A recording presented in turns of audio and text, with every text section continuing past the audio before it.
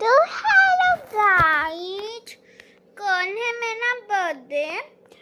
तो मैं अभी जा रही हूँ सोने। तो हम देखेंगे अगले ब्लॉग में कि मेरा बर्थडे कैसे सेलिब्रेट करता है। और एक चीज़ कि कोई मेरी मम्मा मेरे को, मेरी दीदी, मेरे पापा मेरे को कुछ सरप्राइज देता है या फिर नहीं, हम वो भी देखेंगे, ठीक है।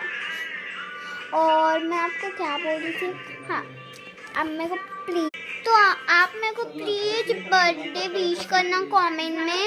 चलो अभी मैं जाती हूँ सोने, शायद मेरी मम्मा आ रही है। चलो जल्दी जाती हूँ। Okay, good night. Happy birthday, Priyanka. Happy birthday. Happy birthday. Happy birthday. Thank you.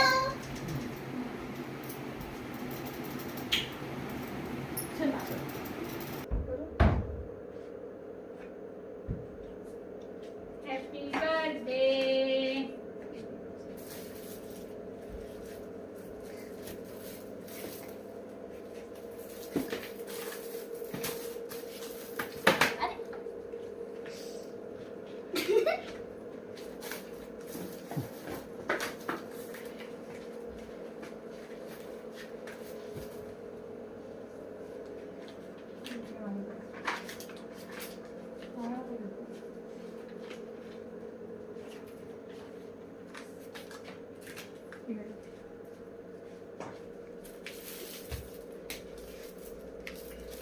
Amen.